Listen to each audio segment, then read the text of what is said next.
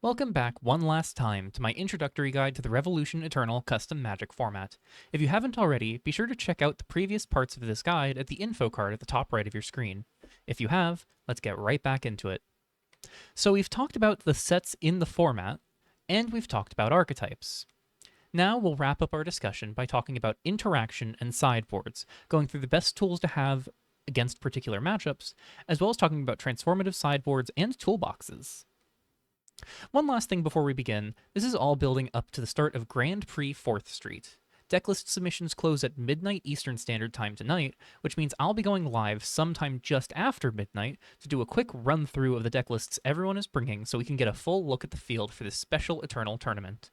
We only get these Eternal tournaments for a single month, so if you're interested and watching this on Sunday, December 8th, just after I've uploaded, now's your chance to get in on the fun.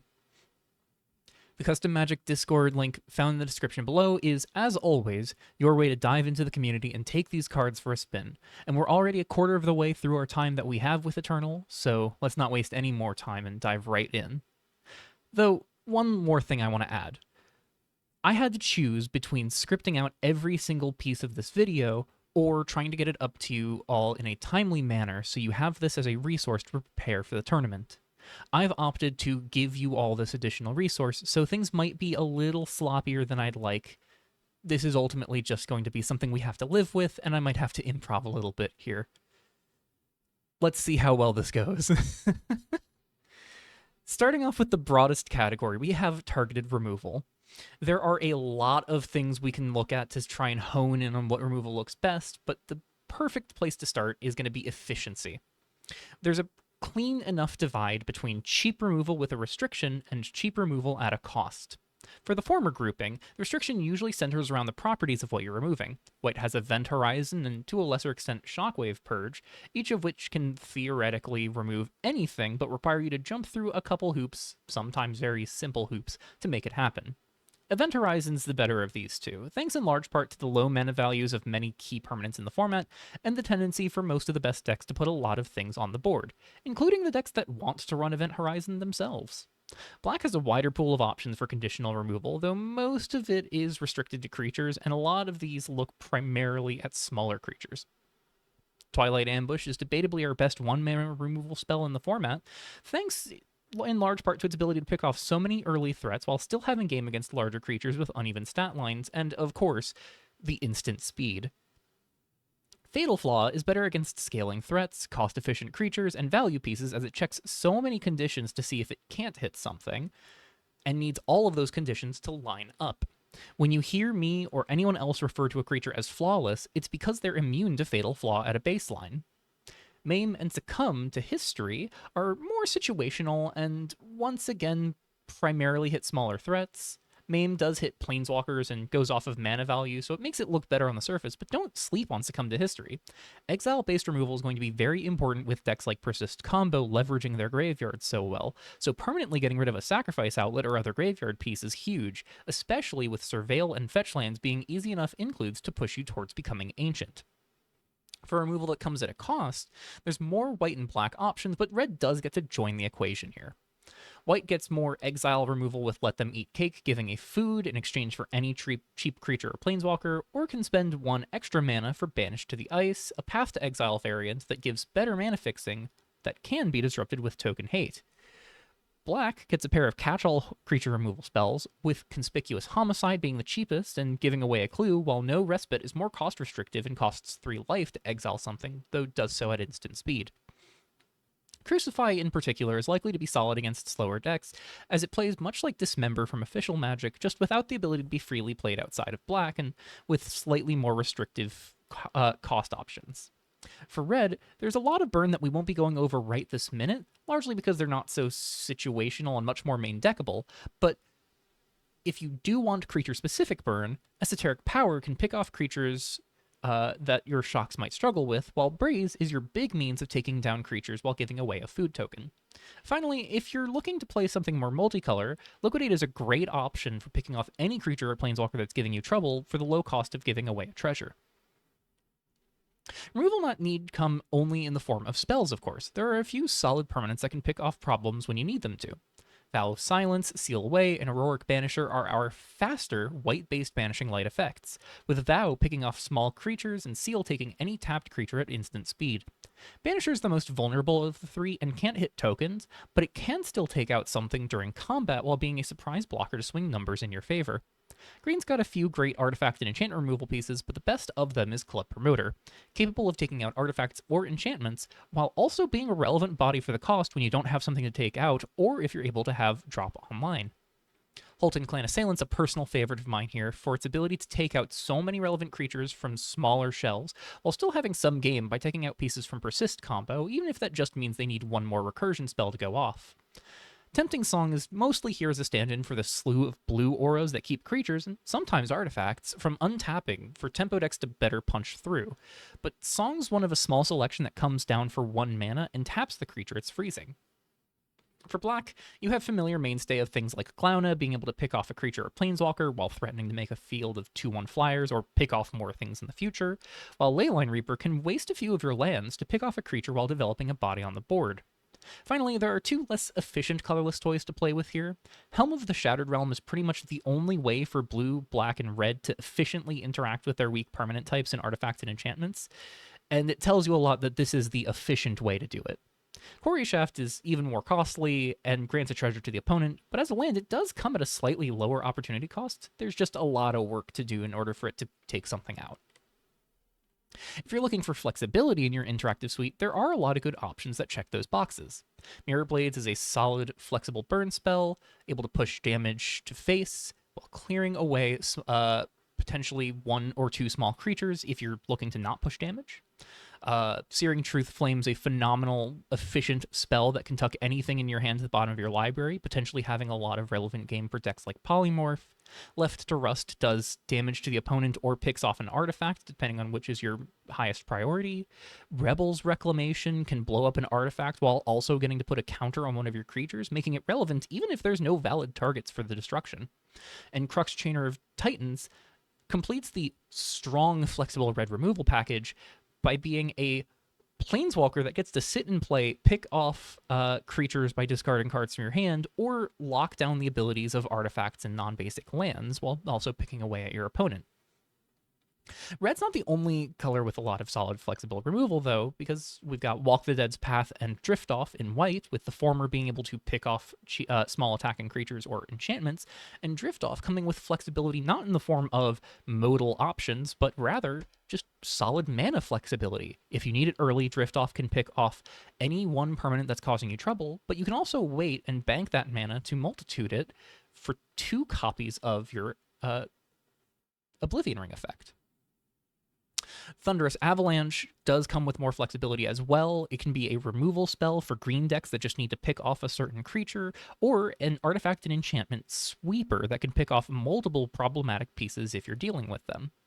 New Growth, a little less flexible in terms of modes, but can hit any non-creature permanent at a low cost of giving your opponent a bit of ramp. If there's something in specific that they're really leaning on, New Growth can pick that off, and if you're really not interested in giving them ramp and there's a non-basic land causing trouble, New Growth can also just turn that into a basic. As far as multicolor goes, you have a few options that are decent, but I'm worried that none of them are going to be as potent as some of our other monocolored options. You can have Sigrid the Hollow Queen, which can bolt creatures and planeswalkers as a downtick and disrupt some hands a little bit on an uptick, but she's not exactly the most stellar planeswalker, and she's kind of one of the better options in terms of disruptive planeswalkers after Crux and Glauna, which tells you a lot about where Sigrid sits. Ghostwarden's Claim and Eitri Procession are both somewhere in the range of more flexible catch-all removal spells. Ghostwarden's Claim has the more restrictive casting cost, always requiring a black, a green, and a blue, but gets to exile the non-land permanent hits and give you a single surveil. While Eitri Procession has more flexibility in the casting cost, costing white, black, and any third color, and is uncounterable, but only destroys the permanent and comes down at sorcery speed rather than instant speed. There is some more targeted removal that you can look at. For instance, Banish to the Isle gives you a single Oblivion Ring while also gaining you a bit of life. Chamber of Penance is an Oblivion ring that has artifact synergies. Perfect Crime's an uncounterable creature removal spell. And Fracture Psyche and Traumatic Recollection are both decent sorcery speed options for decks that want to fill their graveyard. However, the big ones are going to be things like Edicts. Getting into Edicts, there's one that's pretty apparent here as being the most relevant part of this conversation, Omen of Slaughter.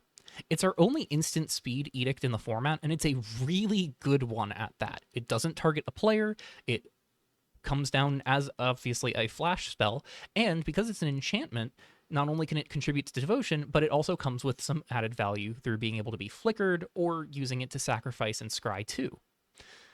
On top of that, though, there are other options if you're not inclined towards specifically Omen.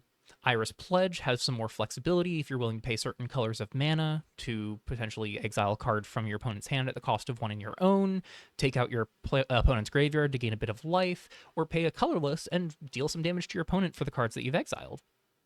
Rank and Defile can play into some graveyard synergies if you have a means to flash it back. Suffer Vial of Retribution has some graveyard synergies as well, especially if you can make a lot of mana to coalesce it out of your graveyard for a 5/5 demon on the back end. Dooming Door does similar things to Omen of Slaughter of playing nicely with enchantment flickers, while also playing nice with big creatures that can traverse it to get more value out of your summoning sick bodies. Stratos Sentry is an interesting piece that's been floating around in standard rotation that can pick off a non-token creature from an opponent while also potentially presenting a threat. 2K Corpse Maker is a solid multicolor option that does more multitude value with offering more potential in the late game and being potentially multiple bodies that are solid for 3/2s with trample that pick off creatures.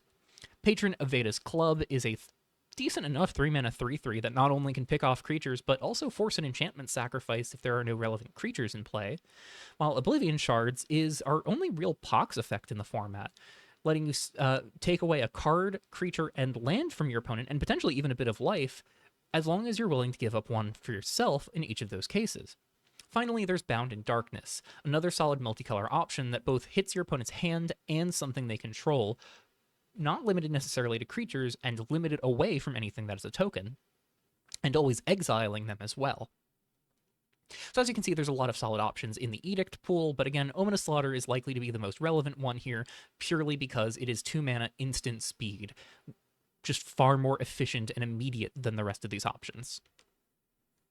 There's also a lot of burn. Burn can come largely in these smaller doses, and we have a few different sort of general categories here. So obviously we have our shocks. Shock itself, Punishment from Nyx, which is shock with some added value if you have 3 or more enchantments to prevent damage prevention, and Ferocious Flame, which is pretty ubiquitous at this point for anyone who's played the format, being able to scale up to 4 damage if you have a big enough creature.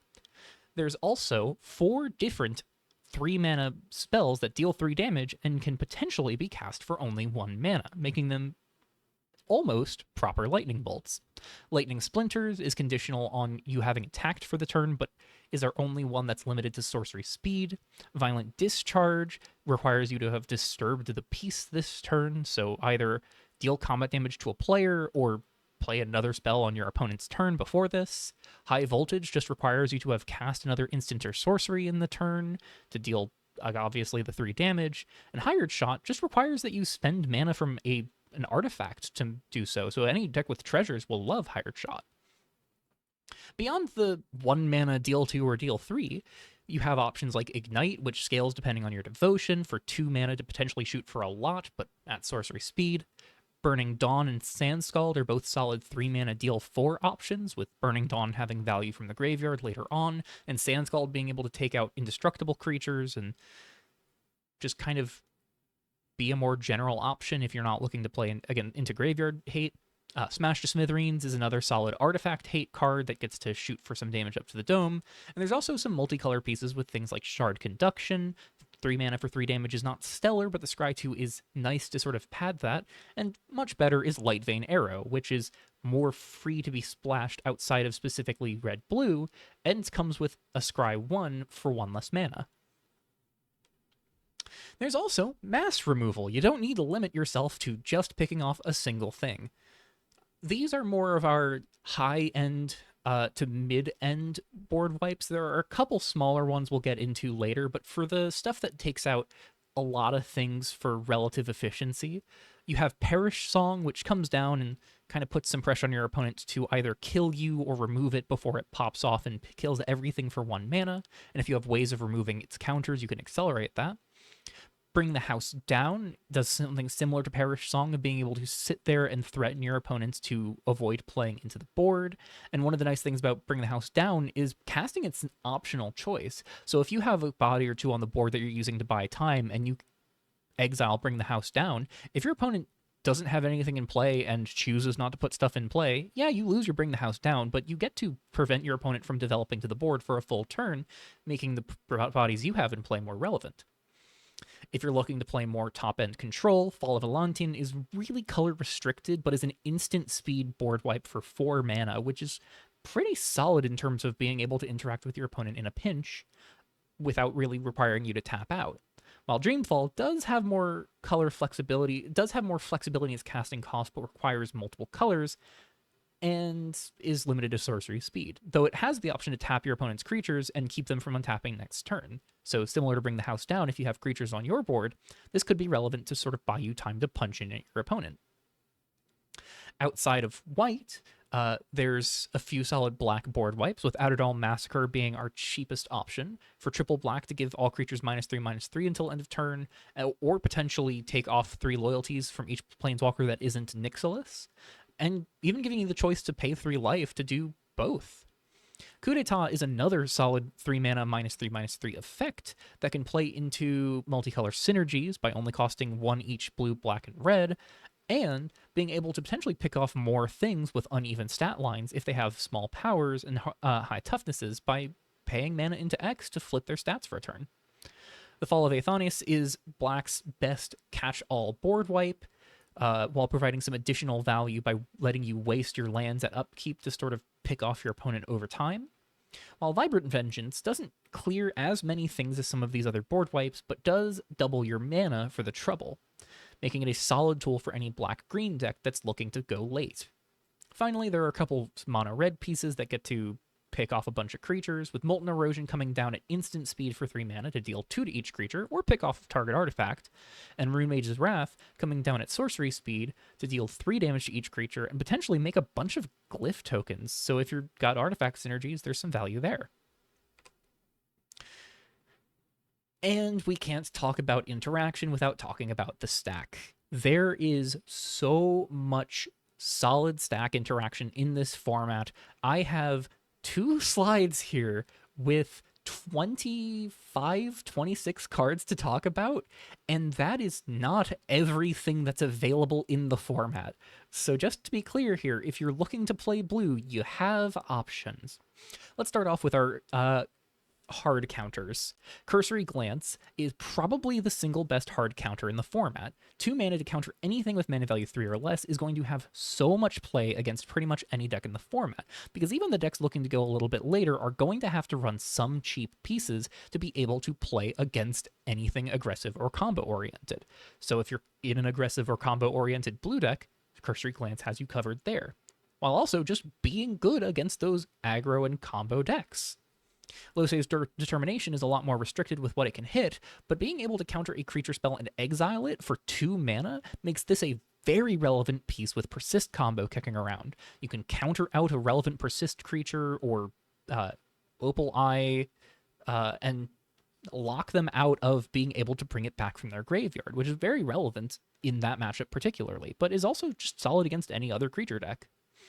Gentle Grasp is a little awkward in terms of its casting cost, but if you're in a white or colorless deck that could feasibly play it, it does give you an option for a hard counter, though it largely just delays them by a turn and costs them an extra card to get rid of it, to get their spell onto the play, or onto the board or the stack. Turn to Nyx, meanwhile, is another solid hard counter, just with a couple hoops to jump through of requiring you to have cards in your opponent's graveyard. Against decks like Persist Combo, this can be very relevant because they're going to want to have things in their graveyard anyways in case they have pieces like Raise Rampage. Though if you're on a deck that can just casually counter their spells and mill them, that's going to fill their graveyard as well, making Turn to Nyx much more readily accessible, especially with fetch lands kicking around to fill their graveyard in that respect. There's also some solid taxation counterspells, with Spellbane Sentinel coming down for 1 mana and just casually applying pressure to any non-creature spells that might follow from your opponent. Sink into Doubt being an uncounterable way to tax your opponent's spells, making it a particularly relevant spell against blue decks. Serene Mediator being a great 2-mana 2/1 flash flyer that can apply pressure while also force spiking a non-creature spell. Agent of Deception, which can potentially tax your opponent out of some particularly big creatures and planeswalkers, thanks to Tempo's ability to build Devotion to Blue. There's also Silence of the Drowned and Reconsider, which are solid flexible 2-mana tax for 2 counter spells, with Silence being able to tap a permanent and lock it out for the turn if it's a creature. And potentially, you could use this on your opponent's upkeep to tap their land and lock them out of that land for the turn. While Reconsider just lets you cycle if you don't need the counterspell anymore. There's also By Imperial Decree, which counters a spell unless its controller pays 2, much like some of these others, but also makes your opponent's spells cost 1 more to cast for the turn, potentially being a relevant tax effect against Storm. While Omen of Deception does something very similar to the other omens in the cycle of being able to both do something relevant to the board, in this case disrupting the stack, while building Devotion and having some value to be flickered or sacrificed when you need it to. Finally, there's All According to Plan and Veto. All According to Plan is possibly the single best anti-storm piece that you have to interact with the stack, coming down with a less efficient counterspell in terms of taxation than By Imperial Decree, but being a full-on silence. I think the most relevant thing about All According to Plan here, though, is it being a silence makes it relevant for the combo decks as well.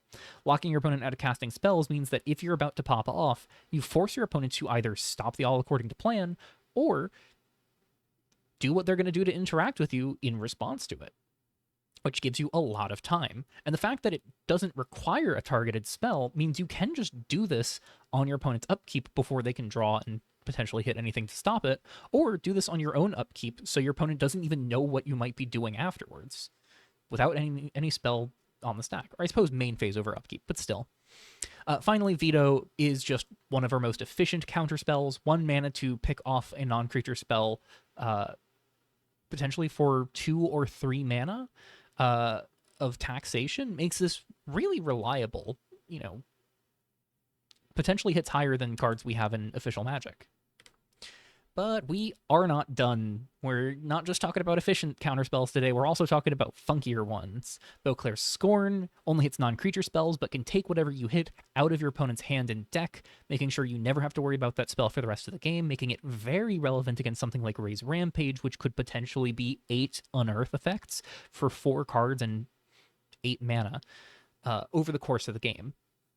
While Repulsion Field can hit any spell with the mana value equal to what you pay +1, and lets you potentially gain control of it if it's a removal spell or a hand attack spell, so you can kind of just turn it back on your opponent. As far as Judgment is solid if you're playing some sort of white-blue Devotion deck, or playing any sort of white-blue deck that wants to build permanents on the board by being able to counterspell while potentially also drawing a card and gaining 4 life if you need it to.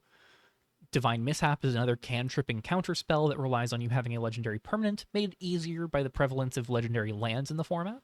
Grasping Ancient is a much more restrictive 2-mana counter an instant or sorcery spell that gets around uncounterable effects, though those are pretty rare for instants and sorceries, and being able to cast the spell that you exile if you can spell charge it and attack. Rebor's Appetite is a heftier counterspell, the highest mana value, one of the 2 highest mana value spells that we'll be talking about here, but makes a body based on the number of permanents with flash and instants in your graveyard that you have, so you can suddenly turn this around into a threat that counters something. Sandwarp is just a solid, flexible-ish counterspell. If you care about wasting your lands or otherwise don't mind having lands that are colorless, you can pay a single blue and waste 3 of your lands, meaning you can tap most of your lands down while holding up a Sandwarp, or leave up 4 mana if you're playing a slower control plan. Ice Shards is also potentially really great for a control plan if there's a particular non-creature spell you're worried about, because it can allow you to not only disrupt a creature, but scry 2, lock down an artifact or creature for a turn, or prevent a creature from being blocked if you have a couple bodies on board you want to get in with.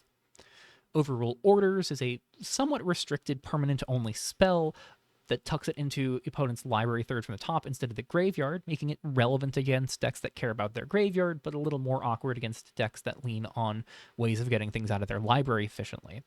Taste for Malice is a colorless way to disrupt creatures on the stack, though it only hits things with mana value 3 or less, but it's not limited to things on the stack, meaning that Taste for Malice can also pick off a creature in play. Finally, Faceless Stalker and Spatial Rift are our only ways to disrupt activated and triggered abilities. Faceless Stalker is not super stellar for the cost and the stats, but it being our only blue way to disrupt activated and triggered abilities is pretty huge. Not sure it's going to be super relevant for the format, but if there's anything that might want to use it, it is a solid answer. Same with Spatial Rift. Single colorless to counter an activated or triggered ability from a non-land source is not as powerful. Faceless Stalker can shut down a fetch land where Spatial Rift cannot, but Spatial Rift does also potentially let you remove the creature that owned the ability, potentially by just paying 1 and a colorless more. So you can counter, say, a sacrifice or a persist ability, or not so much a persist ability because it won't be in play, but you could counter a sacrifice ability and then exile the source of that sacrifice outlet. That being said, I don't see most of these spells being as relevant as the ones in the first page. Just trying to be a little thorough here.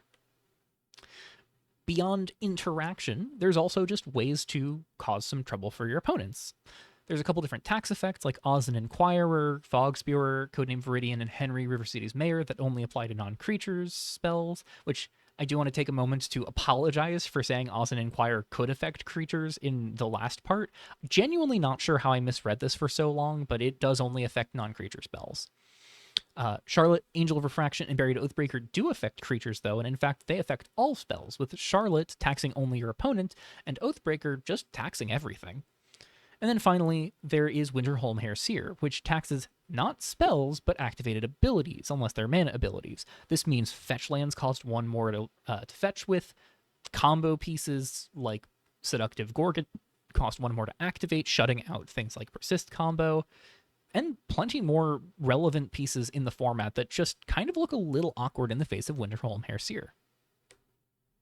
There's also needles and extractions. Starting off with our less disruptive, more aggressive needles, you have Crafty Informant, which can choose a creature card and then just ignore combat damage from those creature cards, making it either a phenomenal blocker or a really irritating attacker. Prodigious Hater also gets to peek at the opponent's hand and choose a non-land card name, and then punish them by bolting them every time they cast a spell with the chosen name. So Raise just bolting your opponent every single time they cast it makes the 8 for 4 a lot less appealing. Cyber's Clan Arbiter can tax the non-creature card for 2, while Silent Hypnotist can just lock that non-creature card out from being played and shut off its non-mana activated abilities. If you're looking to do something that's more permanent, Hard Lock, you have Bind and Silence and Crown Guard Ban, both very similar in being able to choose a card and just prevent that from being cast. Bind and Silence only choosing non-land card names, but being able to get some value by silencing your opponent if it gets removed, where Crown Guard Ban can choose lands, but still only prevents spells from being cast, and notably gives your opponent the out of paying 3 and exiling that card from their hand to draw a card. Though if you have a ban on something of your own as well, you can also just get rid of those if you need. So it becomes a little more relevant in mirror matches. Runic Sealer can only hit non-creatures as well, but does get to lock out activated abilities of those sources and lock out those spells. And then finally, Blacklist is 3 mana, much like Sealer, but can prevent creatures with the chosen name from being able to attack unless they want to pay an additional 3. Finally, there are 2 pieces that can choose a card and then pick those cards out of your opponent's hand and library besides Beauclair's Scorn. Memory Hostage just requires you to choose a card name and pick out all of those pieces, which is phenomenal for anti-combo. And Forget Their Names can be even more efficient if there are particular graveyard cards that you want to hit. So put Forget Their Names in your list of cards that you might want to look at for Persist combo. There's also Hand Attack, which is particularly relevant with the combo decks running around, though be careful with some of your Hand Attack, as discarding cards from your opponent can be relevant against things like Persist combo, which has pieces like Raise Rampage. The cheapest of these are Transgress Identity, Supply Raid, Duress, and Raven's Ire. Identity is probably my pick for the best 1-mana hand attack spell in the format, particularly because the Grand Prix is an open deck list format, meaning you're not operating in the blind. You have some knowledge of what your opponent would have in their deck, which means Transgress Identity has a lot of value if you look at what your opponent's playing. The worst use case of this being 1 mana, lose 1 life, draw a card is also really good, especially because you can just choose a card you know your opponent isn't running if you really need the card yourself. Supply Raid is our only 1 mana way to exile the card that you take, but it gets journeyed, meaning that your opponent can just hit you to get that card back. So if you're able to keep them from attacking by either just developing a good board or removing their creatures, you can take that resource away from them for a good while, though there will always be the threat of them getting it back.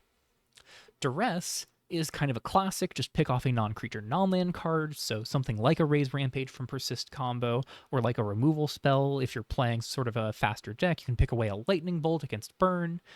Raven's Ire does the flip side of picking off creatures, but can also take out sorceries potentially, though the creature part is the part you really care about for Raven's Ire, I think. Beyond the 1 mana options, there are a lot of 2 mana options, and these are just the ones I think are the most likely to be even remotely viable. Agonizing Remorse is great for picking off something in your opponent's hand or graveyard at the cost of 1 life and exiling it for good. Stroke of Nescience trades off the ability to hit your opponent's graveyard by being able to hit your opponent's top deck, which can be really tilting if your opponent was about to top deck their win and you took that away from them. Search and Seizure is the only multicolor card here, and because it really just does Transgress Identity but better, but the multicolor thing makes it a far less relevant spell in most cases, especially as most decks might not necessarily be in blue and black. And even the decks that are might still want more efficient pieces like Transgress Identity. Needle Out is just sort of a catch-all option that lets you pick off something of a specific set of mana values. 4 or less is a lot of options, and it does have that fail case of drawing you a card, but it's not optional, so if there is a choice that you can take, you must take it. Unburden the Mind gives you some value from the graveyard at a slightly more restrictive base casting cost. Invasion of Privacy cantrips all the time at the cost of also giving your opponent a card draw, but because it hits your opponent for 1 life as well, this could be relevant if you're playing a faster, more aggressive deck. Finally, if we're talking about hand attack with a little more value, you can't go further than Shatter Identity and Seal in Blood. Shatter Identity Reform Purpose is probably our best value hand attack piece in the format. It's a little hard to play sometimes because you have to choose the card type you're hoping to hit, but if you can hit, this could potentially be a hand attack spell that draws you another hand attack spell. And if the second instance of Shatter Identity isn't important, you can try and wait to get Reform Purpose online, potentially picking off a lot of relevant things from a graveyard, and then making a big black horror creature token to pay off all of that investment. Seal in Blood, meanwhile, does something very similar. 2 mana to pick off a card from your opponent's hand, and then pay some mana later to get a body. In this case, you're paying 7 instead of 5, but you're always getting a 3/3 that makes your opponent discard another card. And Seal in Blood plays from graveyard instead of Shatter Identity Reform Purpose being replayed from exile. Speaking of graveyards, there is plenty of graveyard hate people will want to be looking at going into this format with Duress's prevalence. Or not Duress's prevalence, Persist's prevalence. Can you tell I'm improvising here? Veil Touch Soulbinder is our most efficient way to do so on a permanent, in terms of at least picking off specific cards. Getting to repeatedly pick off cards from graveyards on enter and attack, and make 1/1 tokens if it gets to hit enough cards out of graveyards. I think Soulbinder is going to be the most relevant for something like Persist combo that runs cards like Ozon's Blessing, because it's a fetchable Ozon's Blessing target that hates in the mirror. It's pretty huge. Conspiracy of Wealth is another 1-mana permanent that gets to disrupt cards in graveyards over time, drawing you a card on enter, and hitting a card in a graveyard every time you indulge, though it's a lot slower than Soulbinder. If you're looking at things to develop the board at above 1 mana, Valdlin's Flesh Finder and Vicious Cleaner both cost a bit of mana for your 2-mana 2/2s to pick off things in graveyards, with the upside that Flesh Finder can potentially gain you life or scry 1, and Vicious Cleaner, while costing you 2 mana to pick off a card in a graveyard, could investigate if it's a creature card, and also picks off your opponents over time as you sacrifice clues. If you're looking for the most efficient graveyard hate pieces, I highly recommend looking at instants or our artifacts here. Starting with the artifacts, Mistwreath Stones and Soulguide Lantern are the two big conversation pieces for 1-mana graveyard hate on the board. Mistwreath Stones cost you additional mana to exile cards from your graveyard, but has some value by scrying 1 on enter and potentially just being cashed in for a second scry. It also cantrips when you do burn it, making it very nice to replenish your hand. Alternatively, you can use Soulguide Lantern, which is more mana efficient, exiles something on enter, and can be sacked for free to exile everything in your opponent's graveyard, or pay 1 and sack it to just draw a full other card. I think this is really going to depend on where you're looking to be, because Stones exiles your own graveyard and Soulguide Lantern doesn't. I really think that's going to come down to it. Do you want to pay the mana to burn your opponent's graveyard once you have this in play? If you're cool with that, Mistwreath Stones is good. If not, Soulguide Lantern's better. Do you really care about always replacing it? Mistwreath Stones is better. Do you care about protecting your own graveyard? Soulguide Lantern's better. It really does depend on your own deck's needs over which of these two cards is going to be better for you. That being said, Instant Speed does have a few relevant options with Corpse Experiment, Second X Radiance, and Peaceful Journey. Corpse Experiment is a card I have seen zero conversation about, and I think it might actually be really well positioned here. It can pick off a creature card in a graveyard, then draw a card, which is very important because a lot of the biggest things that sit in people's graveyards to generate value are creatures, again, gesturing at Raise Rampage and Heroes Never Die. And the use case of returning a creature card from a graveyard to its owner's hand can be relevant as well, because the decks that wants to play something like Corpse Experiment in mono black would want to get things out of their own graveyard anyways, and in the face of one of the best persist hate pieces, which we'll get to in a little bit, Corpse Experiment actually plays around its graveyard hate mode. So if you have things in your own graveyard you want to pull out, Corpse Experiment gets around the best way that shuts off the cheating ways of getting things out of your graveyard. Second X Radiance is White's instant way of disrupting graveyards, with the alternate options of flickering one of your creatures or putting a counter on one of your creatures. Solid for aggro. I think if XP is going to be in the format, Experience wants to use Second X Radiance, since it can buff your Experience creatures or pick off something in a graveyard. And if you're especially doing something like White-Blue XP Tempo, the flicker mode is also pretty relevant with something like Agent of Deception. And then finally, Peaceful Journey, I think, has proven itself to be pretty solid with my experience of it, being a single green mana to both make a 1/1 and pick off a card in a graveyard, while having some value from your own graveyard to invoke it, making a 1/1 that essentially recasts Peaceful Journey every time it attacks. It was pretty solid. There's also Emgara the Brilliant City, which is a solid utility land that can enter tapped as a bit of white-black fixing, or be put into play as a way to just pick off cards in graveyard and make 1/1s over time for some longer-term value, but I don't think that's going to be super relevant. Also questionably relevant is Cerebral Leech and Lacerate. They're both interesting 3-mana instants that lock out all cards being put into a player's graveyard this turn, but it's kind of hard to tell where this would be best. Leech is kind of just a little awkward compared to the great options for counterspells. Lacerate's kind of awkward compared to the great options for creature burn. They both could be interesting, but I think they might be going a little too deep. Getting into specific anti-strategy cards, let's talk about Persist. As mentioned, Persist is looked at as the big boogeyman of the format, and there's so many things that means for how it's shaping the environment we're going into. Most importantly, it means that everyone who's playing is going to have to keep their eyes out for Solemn Graveyard, Cecile's Suppressor, and to a lesser extent, Athreos Gold-Eyed. Solemn Graveyard is the best of these cards by a mile. It has so much play against so many other decks besides Persist, while also being the best anti-Persist card, with the single caveat that it can be removed to open the floodgates. If you can keep this in play, it keeps your opponent's Persist triggers from popping off, it shuts down Ray's Rampage, it shuts down any way such as Ozon's Blessing or Unite the Clans that puts things from their library into play, severely limiting their ability to play unfairly. On top of that, as mentioned, Solemn Graveyard has play against other decks. Any deck looking to put their cards from their graveyard into play can no longer do so, so goodbye Reanimator and anything else leaning on Ray's Rampage. It shuts off polymorph decks, anything that's looking to cheat stuff from their library. And it shuts down things that just care about general graveyard value. If they're casting spells with flashback, casting spells with escape, Solemn Graveyard says no. Cecile's Suppressor is also just a phenomenally flexible piece here.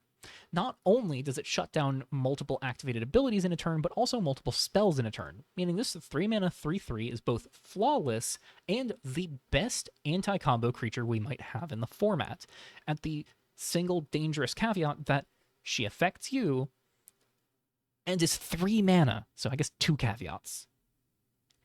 3 mana can be hard to get into play, but if you can get Cecile's Suppressor in play, she dodges one of the better black removal spells and causes such a headache for Storm combo and Persist combo.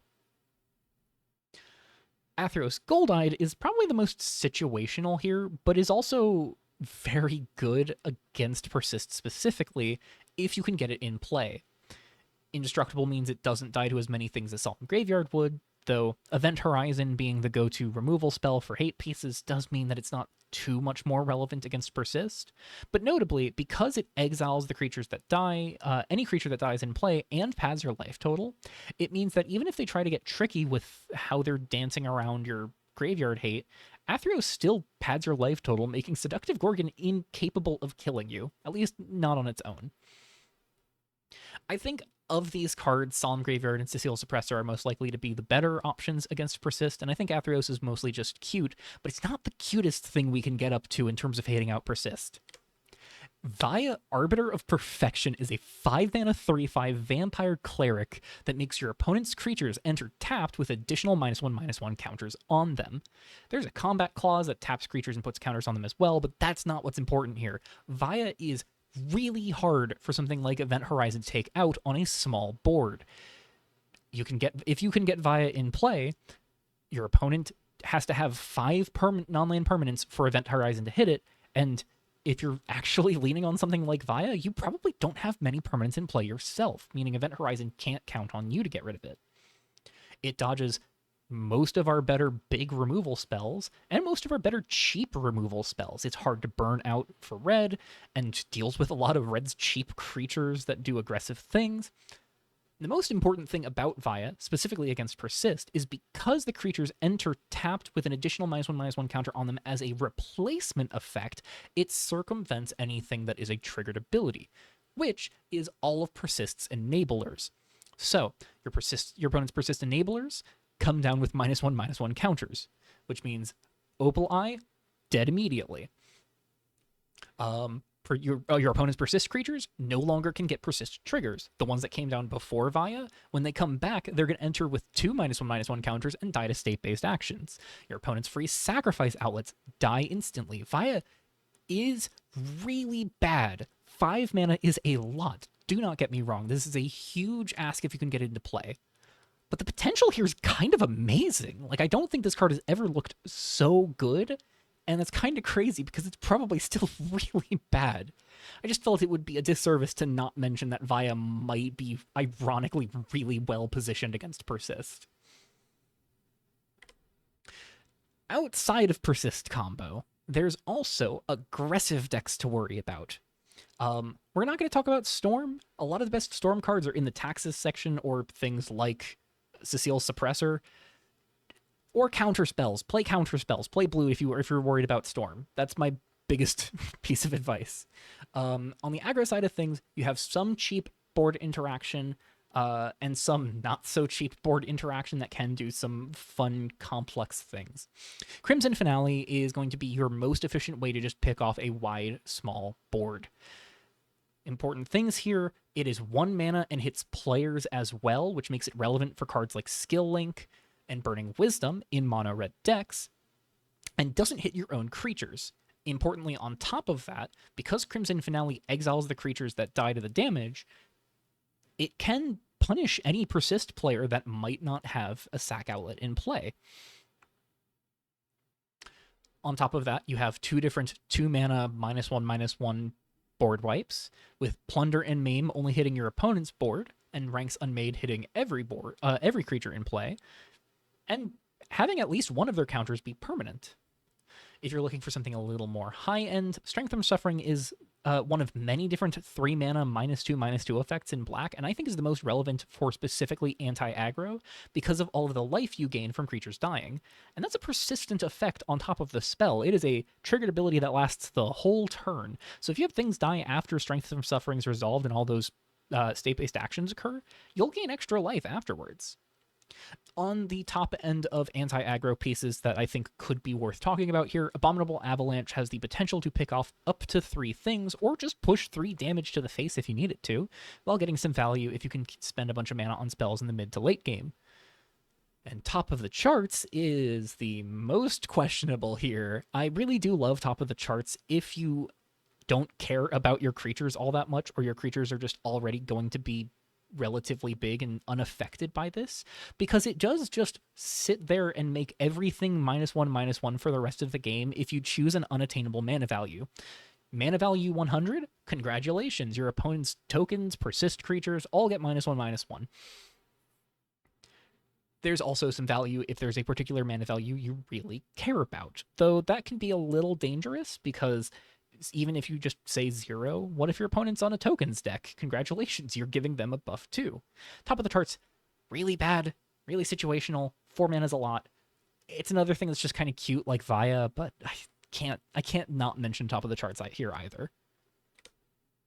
If you're concerned more about burn spells, this is going to be a little bit more of an uphill struggle. Obviously, anything that gains you life is going to be good, so something like Course of Correction, which gives you life if you have less life than an opponent, can be nice, and Course of Correction is also just good for other things that aggro decks want to do to you. They want to have more creatures in play, so have a couple creatures.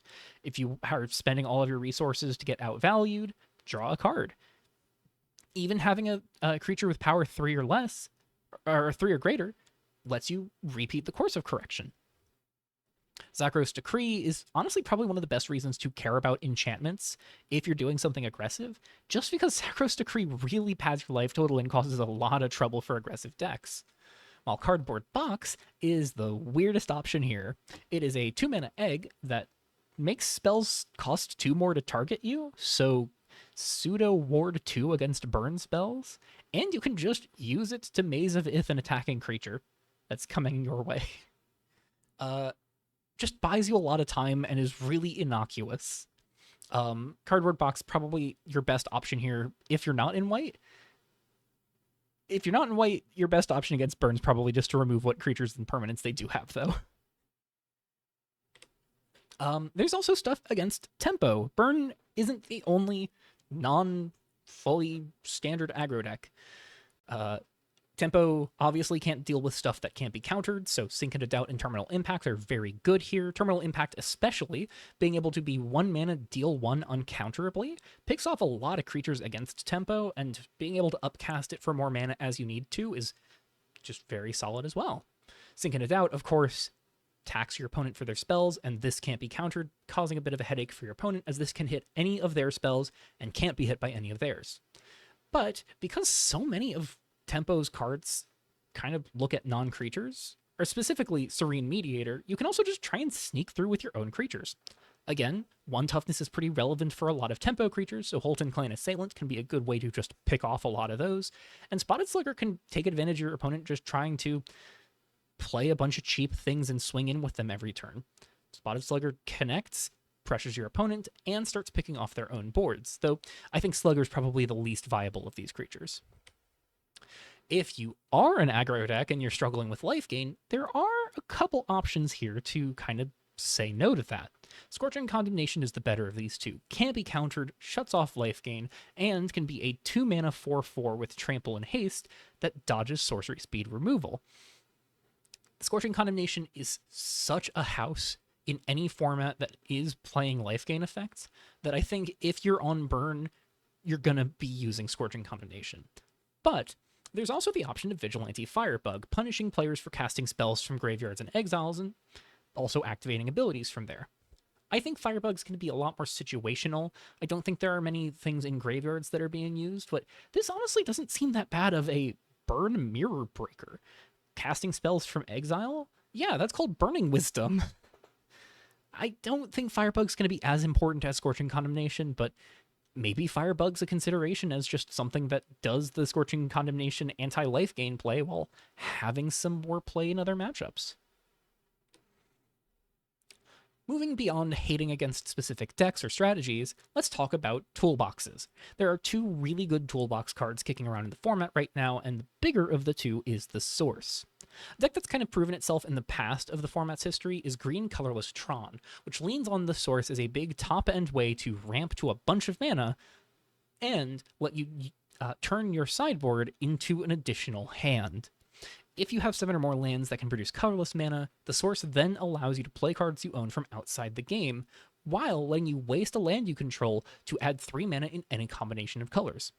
This does two really important things. First off, because it opens you up to have a bunch more cards available to you over the course of the game, it means you can drastically fill your sideboard with very different targeted pieces that hit different parts of the format. And because the Source makes 3 mana in any combination of colors, you can play cards that aren't in your base color. So for Green Colorless Tron, cards we've seen in the past are things like Ghost Warden's Claim, Elemental of Surprise, and Chikyu Champion, as well as just a 3 mana blue counter spell. In this case, I'm showing Disc Track because it's uncounterable unless your opponent has one as well. So all just viable options to be cast here without you having to have a single colored land that doesn't make colorless or green mana. There's also a bunch of colorless options. Protoplasmera, you can run Graveyard Hate like Soul Guide Lantern. Matter Harvester is a solid disruptive, hard to block piece for you to just start killing your opponent and also make some 1/1s as your opponent's permanents get removed.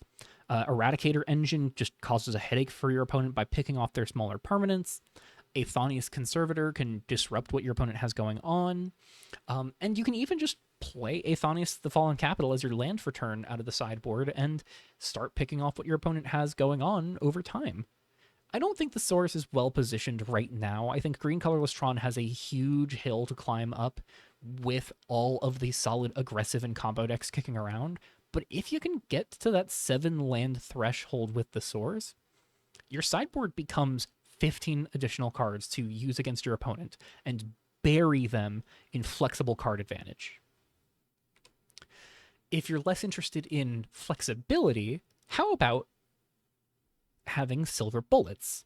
Epic Encounter is not the most stellar piece on the surface. You spend 2 mana to get a legendary card and have to show your opponent what you're getting, and then you're essentially taxing yourself 2 mana to get any legendary that you want. But there is a deck that I think is positioned well to use it, leaning on Whisper of Eltensia. Because Whisper of Eltensia is a legendary creature, you can run 3 in your main deck and 1 in your sideboard to get it with Epic Encounter when you need it.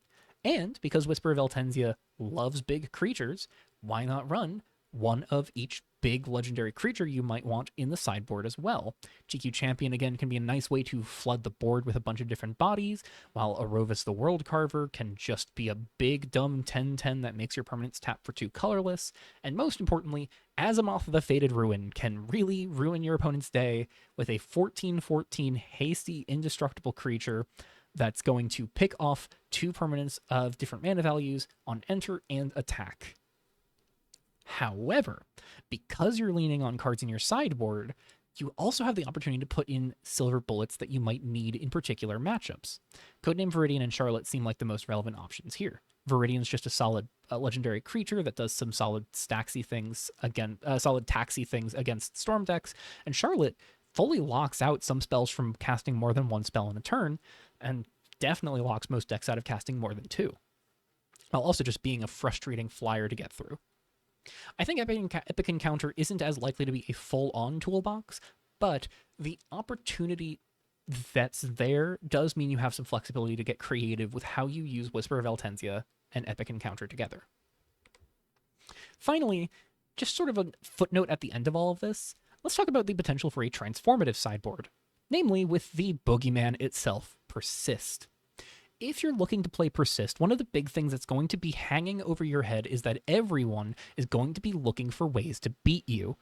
Everyone is looking at Solemn Graveyard, single piece graveyard interaction, and ways to just kind of ruin your evening by making your Persist combo no longer work. One option absolutely is to play removal that gets rid of their interaction. Event Horizon, again, is such a good way to just say no to a lot of their ways of shutting you down, really locking them into stuff that's on the stack only. However, another opportunity is to pivot away from relying solely on the combo. Disciple of Sekinek and Fleshmad Necrosage are both solid cards in a deck that wants to be sacrificing creatures. Sekinek is a very solid Blood Artist-like effect, and it hits kind of like a truck after just a few triggers, while Fleshmad Necrosage is slower but can potentially yield a lot of value, shredding your opponent's hand, filling yours, and slowly draining your opponent over the course of the game. If you're willing to pivot out of a Persist combo plan into something more mid-rangey and aristocrat-based, you don't really have to shave too much out of your deck. You just shave the Persist synergy piece, or maybe even leave it in if you still want that as an option. Just shave down on how many you run for Ozon's Blessing, and then you get more cards that are valid off of all of your best pieces. Raise Rampage, Ozon's Blessing, Unite the Clans still all hit Disciple of Sekinek and Fleshmad Necrosage, but you now have more reach instead of just having to be in on the combo when you have to. Just an option if you're considering playing Persist and you're worried about getting sideboard hated out of the game. And that is going to be a wrap for our Eternal Guide and all of the assorted archetypes available to keep in mind and things to sort of be aware of. I hope so much that this guide has come to you in a timely manner. As of recording, there are just over 6 hours until decklist submission, so again, please tune into tonight's decklist stream in about 6 hours, where we're going to talk about all the different decks kicking around in the format and in the tournament, so that way we know what's going to be happening in the event, and maybe talk about what the big winners seem to be in terms of meta share. Thank you so much for tuning in for this Revolution Eternal Guide. I can't wait to talk about more of the format moving forward and talk about Revolution as we also creep up on our January rotation. Take care, everyone, and I'll see you in the Revolution chat.